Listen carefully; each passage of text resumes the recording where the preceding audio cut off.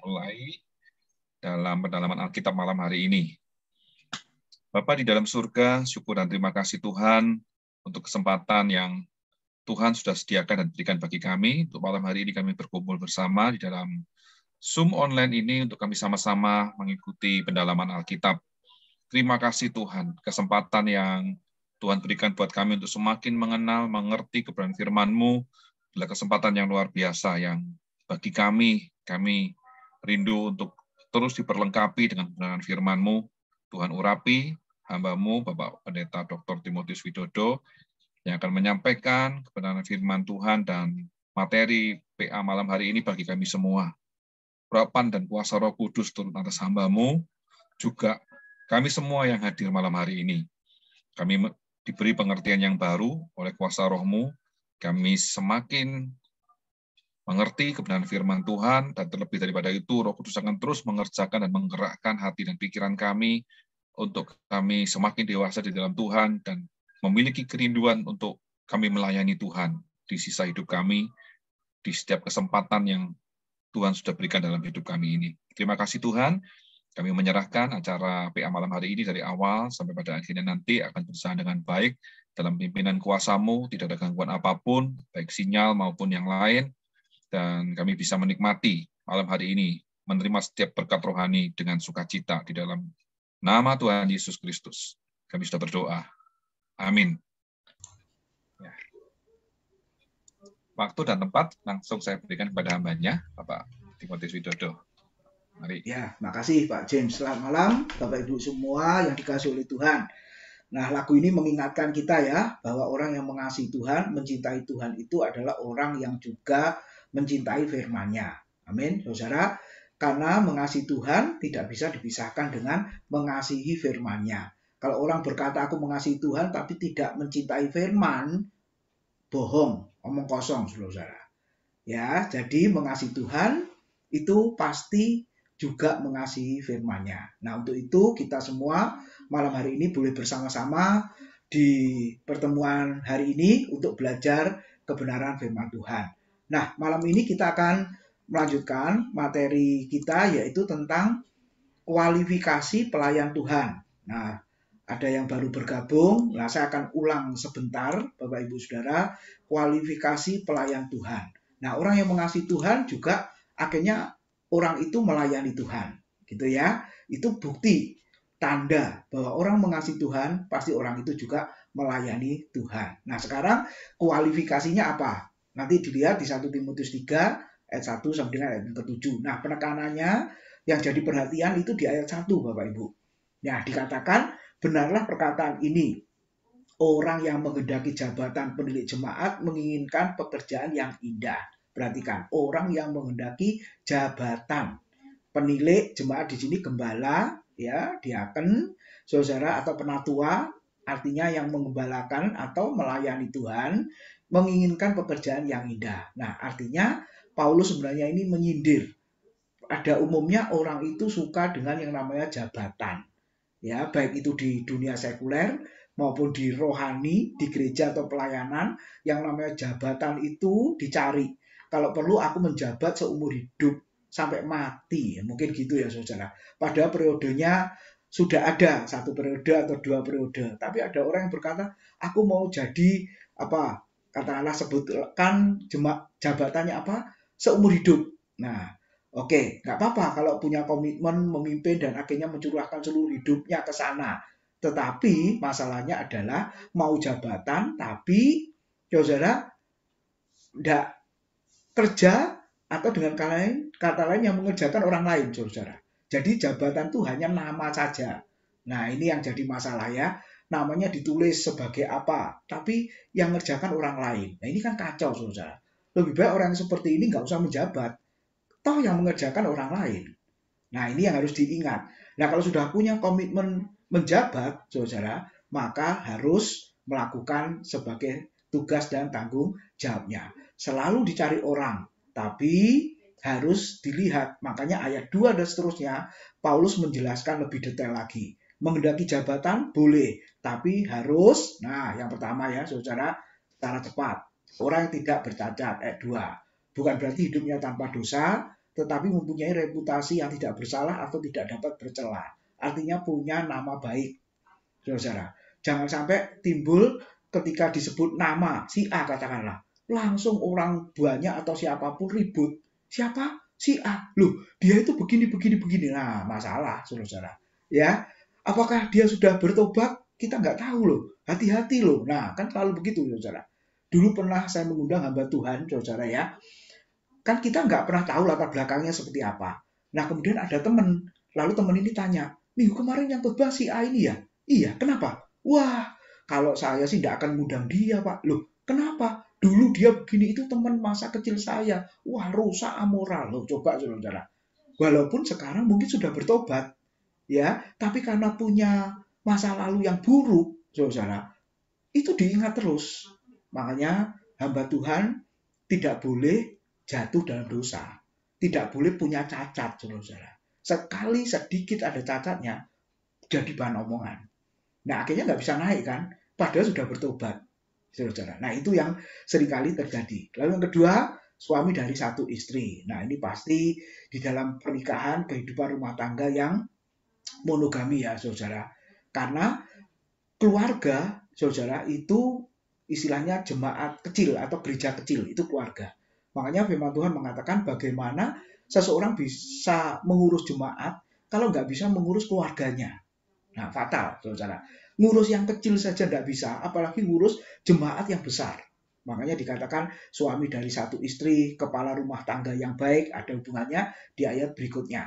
Nah, menunjuk kepada kesetiaan dalam hubungan suami istri. Nah, perhatikan, kalau ada perceraian sebelum calon penatua menjadi seorang Kristen, kebanyakan sarjana berpendapat bahwa orang tersebut masih dapat memenuhi syarat.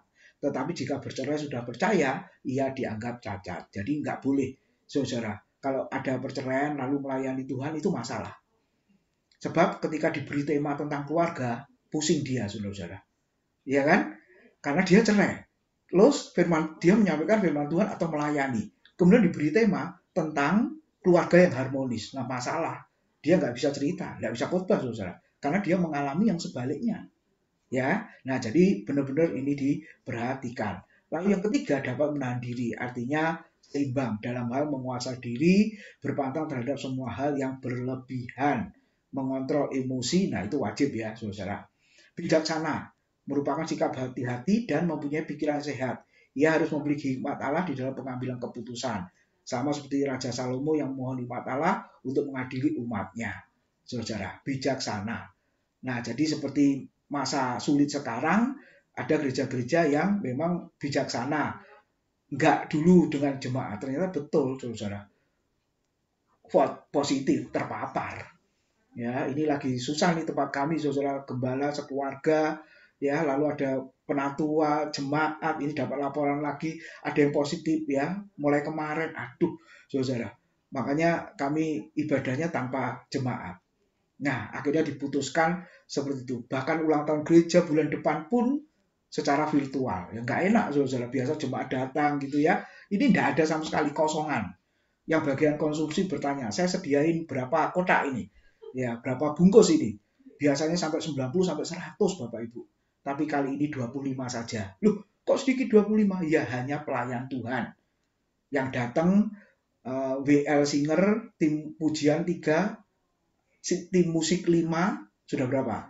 Tim media 5, saudara. Ditambah saya, hamba Tuhannya, ya sudahlah, 25 mungkin ada aja istrinya atau suaminya yang melayani. Jadi tanpa jemaat, sampai begitu, saudara. Ya sudah, ya toh. Yang penting kita live YouTube, ya puji Tuhan kalau yang nonton 100 lebih. Nah, berarti semua jemaat ikut ibadah, saudara. Ya, oke. Lalu bagian sopan karena sifatnya, hidup tertibnya, dan hidup yang berdisiplin dalam segala hal. Ia juga harus suka memberi tumpangan yang didasarkan oleh keramah tamahan, kerelaan hati, kesediaan untuk menerima tamu siapapun. Ingat, hamba Tuhan pada waktu itu, saudara, keliling melayani. Jadi tidak ada tempat untuk bermalam, sewa hotel seperti sekarang, enggak. Nah, rumah pastori itu yang dipakai, saudara. Rumah penatua atau hamba Tuhan itu. Nah, ramah dengan rendah hati, saudara mau menerima, karena menyambut hamba Tuhan, firman Tuhan mengatakan sama seperti menyambut malaikat. Memberi air 1 gelas kepada hamba Tuhan itu sama seperti menjamu malaikat. Saudara, ini yang luar biasa ya. Pada masa itu seperti itu. Nah, kalau sekarang ya memang banyak keliling-keliling ya masalah, saudara. Tapi pandemi ini sudah stop, nggak ada ya yang seperti itu. Nah, lalu ini yang penting. Sebagai pelayan Tuhan, khususnya penatua, cakap mengajar orang lain. Yaitu memiliki kecakapan dalam pengetahuan kitab suci. Nah, artinya apa? Bisa cakap, bisa mahir kalau terus belajar. Bandingkan orang yang baru belajar nyetir sama sudah puluhan tahun nyetir. Apalagi Surabaya, Jakarta itu seperti Surabaya, Sidoarjo, saudara. Ya, kayak Pak Lugi itu. Nah, itu cakap nyetir, mengendarai mobil. Ya, kenapa? Karena sering terus-menerus bawa mobil. Nah, sekarang sama. Kalau dihubungkan dengan cakap mengajar orang lain, memiliki kecakapan dalam pengetahuan kitab suci, saudara, berarti apa? Terus-menerus belajar. Makanya siapa yang mengatakan itu? John Stott. Dia berkata, tangan kanan Alkitab, tangan kiri buku-buku yang lain. Sekali lagi ya, tangan kanan pegang Alkitab, tangan kiri buku-buku yang lain. Supaya apa, saudara? Pengetahuannya, pemahamannya itu bertambah. Ya, bahkan siapa yang berkata hamba Tuhan, Joseph Tong ya, tangan kanan Alkitab, tangan kiri majalah atau artikel atau jurnal. Gitu, saudara. Supaya apa? Nggak ketinggalan zaman. Nah, harus baca jurnal karena jurnal itu terupdate terus-menerus. Nah, ini kalau di lingkungan dosen nggak asing karena dosen pun harus diminta nulis jurnal untuk jabatan fungsionalnya supaya naik lebih tinggi lagi, saudara. Nah, jurnal itu meliputi masalah fenomena yang terjadi di sekelilingnya pada saat ini. Lalu dihubungkan dengan kitab suci, lalu solusinya bagaimana. Nah, sebagai hamba Tuhan seperti itu. Saya masih ingat, saudara, ketika ada webinar berbicara tentang jurnal ya, dosanya hamba Tuhan itu adalah berkhotbah dan berapat katanya. Banyak berkhotbah dan banyak rapat. Dia bilang itu dosa. Ya, kenapa? Karena nggak pernah nulis, saudara. Coba kalau suruh nulis males, tapi kalau suruh khotbah 1-2 jam mau. Tapi kalau suruh nulis nggak bisa. Nah ini dosa katanya. Jadi hamba Tuhan juga bisa berkhotbah, berbicara, dan juga bisa menulis, saudara. Makanya buat renungan singkat, pertama singkat dulu, lama-lama bisa jadi buku, dan lain sebagainya. Memang harus seperti itu, Ibu. Semua materi dibukukan. Makanya untuk sekarang sudah direkam, ada slide-nya, dibukukan, ditranskrip khotbahnya, Bapak Ibu. Dan akhirnya nanti jadi buku. Nah, di gereja kami karena eksposisi tiap pasal dalam kitab, saudara, itu tugas saya yang menjadikan buku nantinya. Jadi ditranskrip buat kalimat nanti jadi buku. Eksposisi 1-2 Timotius 1 buku. Lalu apalagi 1 buku gitu, saudara. Dan itu menolong sekali. Dulu waktu saya jadi pengerja, Bapak Ibu Saudara, tugas saya adalah membuat khotbah hamba Tuhan yang berkhotbah hari Minggu itu, lalu kita buat tulisan, masukkan warta. Ternyata dari tahun ke tahun tugas itu menyenangkan dan itu membuat kita sebagai pengkhotbah, saudara, itu diuntungkan, saudara. Nah, jadi apakah semua khotbah bisa dicatat, Pak? Ada yang nggak bisa dicatat, saudara. Karena hamba Tuhannya ngomongnya bulet. Itu pengalaman saya waktu itu ya. Sampai saya minta dia, tolong Pak transkrip khotbahnya, karena saya nggak ngerti Bapak ngomong apa. Ada yang begitu, saudara. Karena ya itu tadi dipimpin Roh Kudus susah. Jadi minta PowerPoint-nya, nggak ada. Nanti biar tunggu Roh Kudus berbicara. Nah, Bapak Ibu, itu alasannya rohani, tapi sebenarnya itu untuk menutupi kemalasannya. Sekali lagi ya, alasannya rohani, tetapi untuk menutupi kemalasannya. Apakah Tuhan berkenan? Saya pikir tidak. Nah, jadi hari ini kita belajar sebagai hamba Tuhan terus upgrade, ya. Kenapa? Karena nanti mengajar orang lain, memberitakan, ya. Nah, terus-menerus belajar, memiliki kerelaan dan kesediaan untuk mengajar dan kemampuan untuk menyampaikan firman Tuhan. Ini bisa dipelajari, Bapak Ibu. Ya, bisa dipelajari. Makanya di tempat kami semua jemaat saya ajar, beri kesempatan untuk menyampaikan renungan 3 minutes with God itu. Sampai hari ini, saudara. Awal-awal kesulitan, nggak apa-apa, saya bimbing. Mereka tanya, ini maksudnya apa, Pak? Nggak apa-apa, apalagi bahas kitab bilangan, kan susah, saudara. Ya kan? Apalagi soal keturunan, tawarik, memperanakan, kan susah, saudara-saudara. Ya udah, saya tolong. Gitu ya, saya bimbing. Nah, lalu ini sudah pembacaannya kejadian yang kedua. Jadi kejadian Wahyu sudah selesai, Lalu ini kembali ke Kejadian, sekarang sudah sampai di kitab Keluaran. Jadi mereka sudah nggak sulit lagi, saudara, karena mau belajar. Nah, jadi Bapak Ibu, itu artinya cakap mengajar orang lain. Lalu berikutnya, saudara, nah sehubungan dengan itu ya, ini penting, 1 Timotius 5 ayat 17. Kenapa ini jadi penekanan? Ya, coba terjemahan baru mengatakan, penatua-penatua yang baik pimpinannya patut dihormati 2 kali lipat. Yang literal translation atau King James menerjemahkan double honor ya, saudara ya.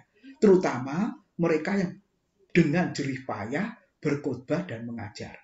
Jadi tidak bisa dipisahkan antara berkhotbah dan mengajar dan berkhotbah. Dan dikatakan apa? Yang baik pimpinannya patut dihormati 2 kali lipat, diberi honor double. Lalu terjemahan literal. Coba perhatikan. Para tua-tua yang mengatur dengan baik, artinya melayani dengan baik, memimpin dengan baik, layaklah penghormatan mereka diperhitungkan 2 kali lipat. Terutama mereka yang berjerih lelah dalam firman dan pengajaran. Nah, kalau tuntutan dari jemaat sebagai hamba Tuhan harus cakap mengajar orang, berkhotbah dengan baik, berkhotbah dengan tajam, ya Bapak Ibu, dan mengajar, maka harus diberi penghormatan 2 kali lipat. Nah, apa artinya? Dihormati 2 kali lipat. Double, saudara. Ya, seringkali hanya 1 kali lipat saja. Terima kasih ya atas pelayanannya, Tuhan berkati. Nah, gitu aja, saudara ya. Tapi sebenarnya maksudnya bukan hanya itu, saudara. Ada yang kedua. Apakah itu? Kalau hamba Tuhan itu berjerih payah dalam berkhotbah dan mengajar, maka coba lihat ilustrasinya Paulus memakai di ayat yang ke-18. Bukankah kitab suci berkata, janganlah engkau memberangus mulut lembu yang sedang mengirik, artinya yang bekerja. Dan lagi, seorang pekerja patut mendapat upahnya. Dari ayat 17 lalu 18, tidak terpisah, bisa memahami maksudnya, saudara? Kalau lembu saja ketika mengirik atau bekerja, mulutnya tidak boleh ditutup atau diberangus. Kenapa, saudara? Ya, terjemahan literal saya baca. Sebab kitab suci berkata, kamu tidak akan memberangus lembu selagi mengirik atau bekerja. Dan seorang pekerja layak akan upahnya. Perhatikan, ini penjelasannya ya, saudara. Lembu yang sedang bekerja menerima makanan yang cukup untuk memelihara kekuatan dan kesehatan. Hewan harus diperlakukan dengan baik serta diberi ganjaran untuk pekerjaannya. Bayangkan kalau lembu sedang bekerja atau mengirik tadi, lalu mulutnya ditutup sehingga dia tidak bisa makan, apakah bisa kuat untuk bekerja? Saudara. Dan apakah kondisinya bisa sehat kalau dia kekurangan makan? Pasti tidak akan sehat dan tidak akan kuat, serta pekerjaannya tidak mungkin maksimal. Nah, maksudnya apa ini, saudara? Coba kita lihat lagi ya, Galatia 6 ayat yang ke-6. Terjemahan baru mengatakan begini. Dan baiklah dia yang menerima pengajaran dalam firman, membagi segala sesuatu yang ada padanya dengan orang yang memberikan pengajaran itu. Lalu terjemahan literal, dan biarlah orang yang diajari firman, dan biarlah orang yang diajari firman berbagi dalam segala hal yang baik dengan orang yang mengajarinya. Nah, ini tidak melulu bicara uang, ya Bapak Ibu ya. Tetapi ada jemaat-jemaat itu melihat hamba Tuhan yang mengajar, firman Tuhan yang diberitakan, jemaat itu dapat berkat. Nah, lalu saudara, orang-orang ini bisa tergerak hatinya untuk berbagi loh Bapak Ibu. Ya, yang tanpa kita minta ya, tanpa kita harapkan, itu mereka bisa berbagi. Lalu ketika kita tanya, loh gak usah repot-repot Ibu Bapak. Lalu jawaban mereka apa? Enggak repot kok Pak. Ini adalah hasil dari pelayanan Bapak, pelayanan Ibu. Kami semua dapat berkat.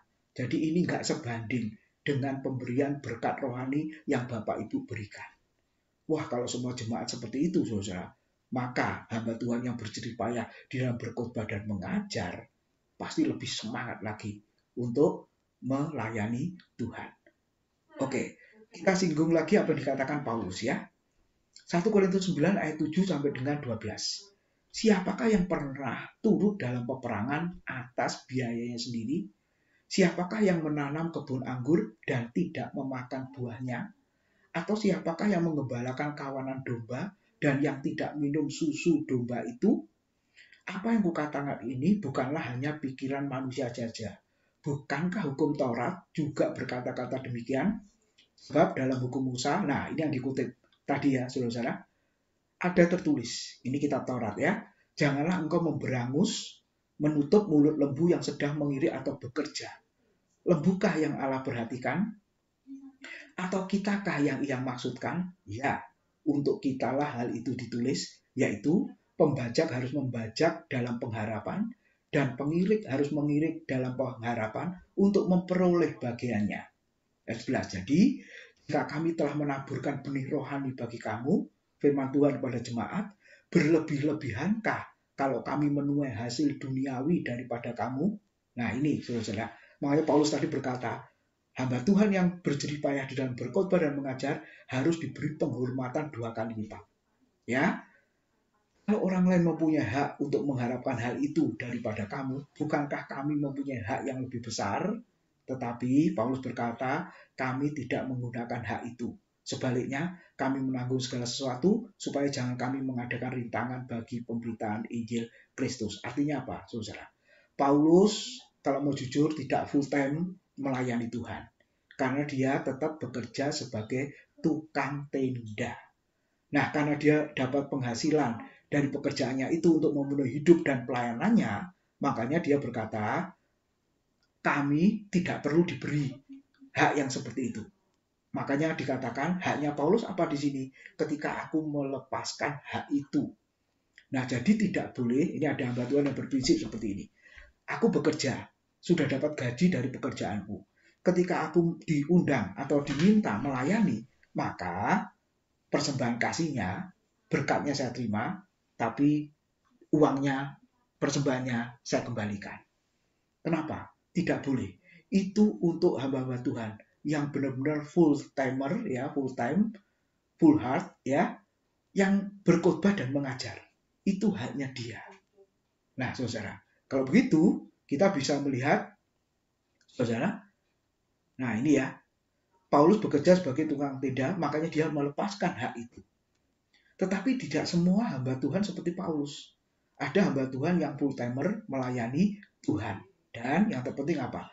Makanan, kebutuhan hidup, kebutuhan pokok, dan pelayanannya harus diperhatikan oleh jemaat atau orang yang mendengar berkat rohani yang sering diberikan, firman Tuhan yang dibagikan. Nah, saya punya teman, Bapak Ibu, ya dia hamba Tuhan. Sejak masa pandemi ini, saudara ya, dia berkata kepada saya, Pak Tim, minta berkatnya. Berkat Natal, Imlek, ya gitu saudara ya. Loh, kenapa? Gitu ya saudara. Iya, ini gerejaku karena jemaatnya berkurang, jadi persembahannya juga dikurangi. Saudara, saya baru tahu ini ya. Jadi persembahannya menurun, lalu berkatnya hamba Tuhan juga dikurangi. Ini kurang ini. Terus dia kirim juga nomor rekening dengan saldonya yang 0. Waduh, saudara. Aduh, kalau Pak James diberikan itu gimana Pak perasaannya Pak ya? Untuk makan aja nggak bisa, saudara. Kalian gitu. Wah ini gerejanya nggak bener ini. Ya dia melayani di situ harusnya apa? Gereja tidak boleh memberangus mulut lembu tadi.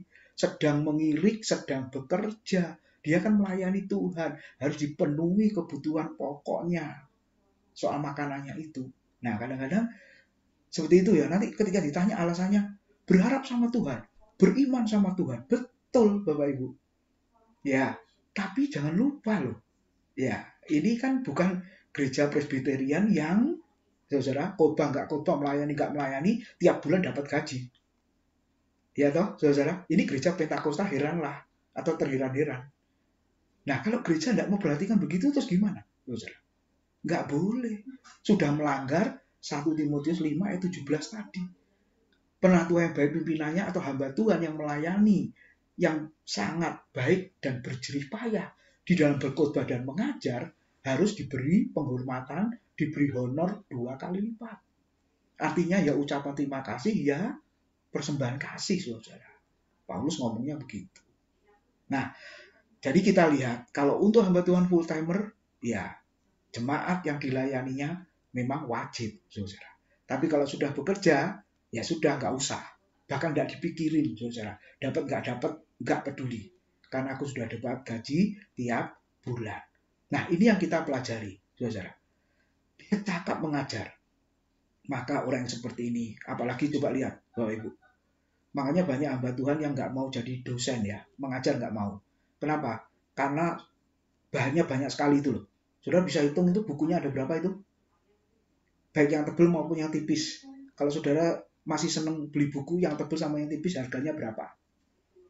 Yang tebal itu di atas 100, kadang 200-300 ribu Bapak Ibu. Ya kan? Yang tipis saja kadang 50 ribu. Nah, makanya ada rekan-rekan kalau disuruh ngajar nggak mau. Ngapain ngajar Pak? Loh, ngajar itu dapat berkat banyak loh. Dapat murid. Nah kalau khotbah, dapat uang. Oh dia ngomong gitu saudara. Saya khotbah 40 menit, dapat jutaan. Ngajar 2 jam, berapa saudara? Nah itu ya. Oh terserah. Kamu nggak mikir kekalan, kamu mikir yang fana, yang sekarang, yaitu duit yang sebentar lagi dimakan, habis. Tapi kalau ngajar, walaupun 3 orang, walaupun 10 orang, 5-10 tahun ke depan, mereka jadi dosen dan mereka punya murid lagi. Makanya sampai hari ini selama 27 tahun saya mengajar. Puji Tuhan murid-murid saya banyak yang jadi Bapak Ibu. Berita hari ini mantan murid saya di STAS jadi ketua MD di daerah NTT sana. Saya lihat Facebooknya. Puji Tuhan ini kan mantan mahasiswa saya. Jadi ketua sinode daerah. Saudara, ada yang jadi gembala. Tapi ya itu tadi, lupa nggak ngundang saya kalau sudah jadi gembala, saudara. Ya gitu ya. Nggak apa-apa. Yang penting saya senang mereka jadi gembala.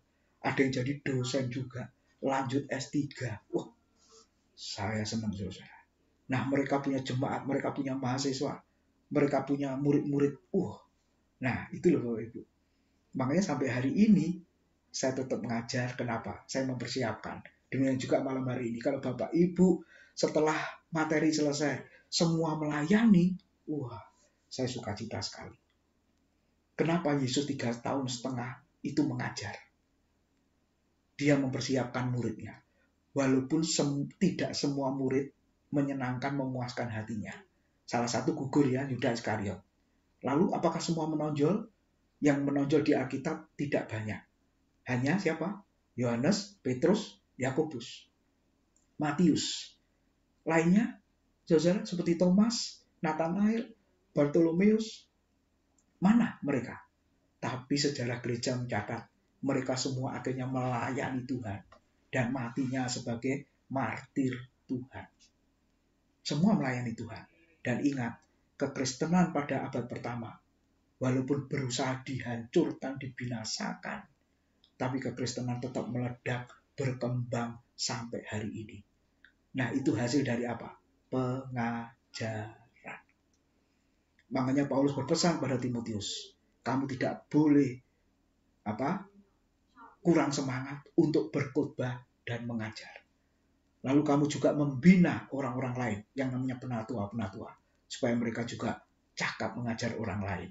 Bukan cakap berkhotbah, tapi cakap mengajar, saudara. Ya, nah ini. Nah kalau semuanya sudah dipenuhi, nanti kita akan lihat kualifikasi berikutnya ya. Bukan hamba uang, pasti tidak akan menjadi hamba uang, saudara. Jadi kemungkinannya, kenapa bisa jadi hamba uang?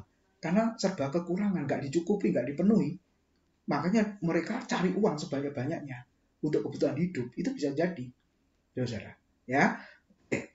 Nah dalam hal ini, maka ini yang penting ya, hamba Tuhan harus terus mengupgrade diri, terus-menerus belajar. Kenapa? Karena dia mengajar.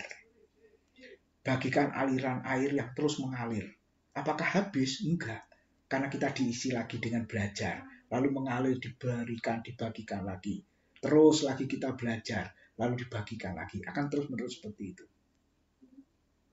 Lalu berikutnya cara ringkas. Bukan peminum, berarti tidak memiliki keterikatan, ketagihan terhadap anggur dan sejenisnya. Bukan berarti tidak boleh minum anggur, boleh. Paulus berkata kepada Timotius, berhubung pencernaanmu sering terganggu, minumlah sedikit anggur. Berjamaah suci kan kita minum juga ya, walaupun sedikit. Bukan pemarah.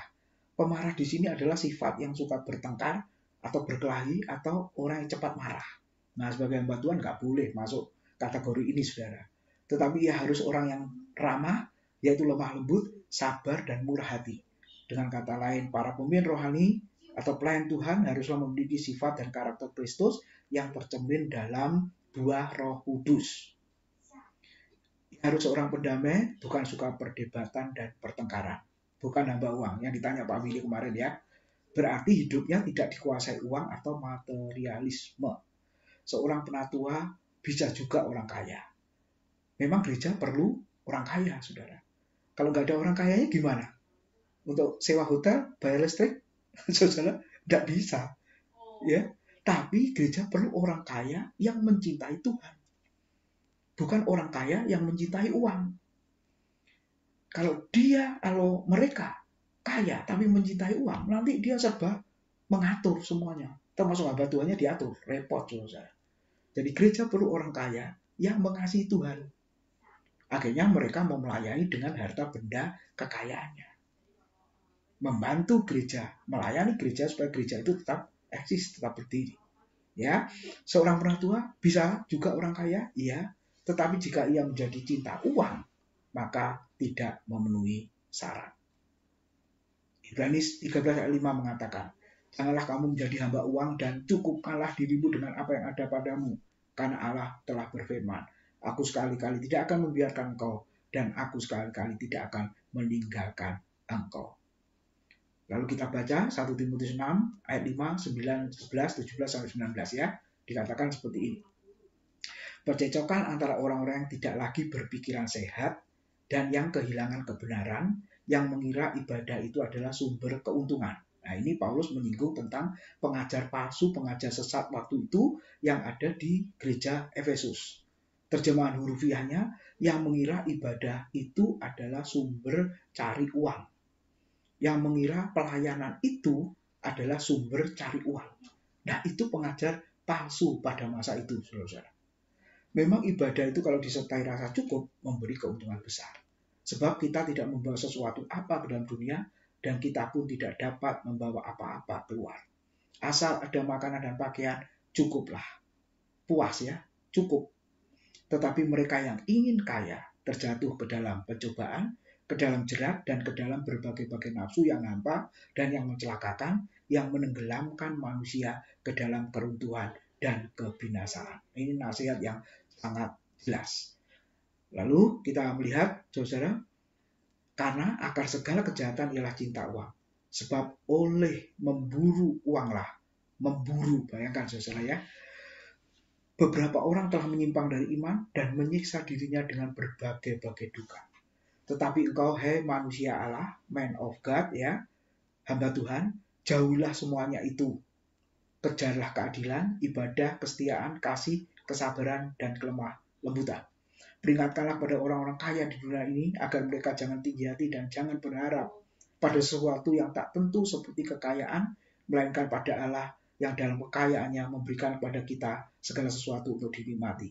Peringatkanlah agar mereka itu berbuat baik, menjadi kaya dalam kebajikan, suka memberi dan membagi, dan dengan demikian mengumpulkan suatu harta sebagai dasar yang baik bagi dirinya di waktu yang akan datang untuk mencapai hidup yang sebenarnya. Jadi sebagai hamba Tuhan harus jauhi dan mengejar. Yang dijauhi apa? Motivasi ibadah pelayanan yang demi uang, ya, ajaran sesat, saudara, itu dijauhi. Lalu yang dikejar adalah keadilan, ibadah, kesetiaan, kasih, kesabaran, kelemah lembutan. Jadi kita bisa melihat sebagai pelayan Tuhan kita harus bisa seperti ini. Lalu berikutnya sedikit lagi. Ia haruslah seorang kepala keluarga yang baik, disegani dan dihormati oleh anak-anaknya. Ungkapan ini artinya sebagai penilik gereja lokal atau hamba Tuhan atau gembala adalah seperti memimpin sebuah keluarga. Betul ya? Tadi sudah disinggung sedikit. Maka dari itu seorang calon penatua atau pelayan Tuhan haruslah dapat mengurus atau menguasai keluarganya dengan baik. Dia harus membesarkan dan mendidik anak-anaknya dengan cara yang terhormat dan terpandang. Yang kemarin sudah didiskusikan ya. Dia juga harus menjauhkan diri dari kelemahan, mendisiplin, dan dari kekerasan yang ekstrim. Perhatikanlah bahwa syarat ini tidak mengatakan bahwa seorang penatu harus mempunyai keluarga. Jadi belum nikah pun bisa, saudara. Ya, oke. Ini yang bagian terakhir sangat penting. Syarat yang penting adalah sebagai pelayan Tuhan, janganlah ia seorang yang baru bertobat.